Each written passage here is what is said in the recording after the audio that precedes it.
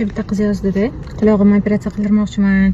Yaxshiroq anaqa kosmetologlar bilan svyazingiz bor-ku, gaplashib bering yo'q dedi.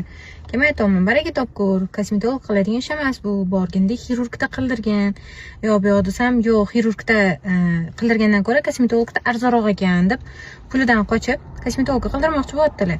Men aytaman-da, siz hozir dedim kosmetologga qildirasiz, 2 baravarga tushasiz, chunki kosmetologda chiroyli chiqmaydi. Baribir buni siz to'g'rilattirasiz, shiram orttirib olasiz.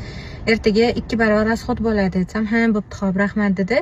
Lekin men 100% bilaman, bu qiz borib qildirmaydi, kosmetologga boradi, yana baribir, ya'ni yuzini o'sha nimadir, qaysidir joyini buzadi, boshqa qiladi-da. Keyingina gapimni ma'nosini tushunadi. Prosta odamning sog'lig'i bu qimmatli narsa. Bu hamma yoqda topiladigan, lotereyaga chiqqan narsa emas. Sog'liq qimmatli, noyob narsa hisoblanadi. Buni asrab avaylash bu bizning vazifamiz. Har bitta mutaxassis sizlarga to'g'ri maslahat berganda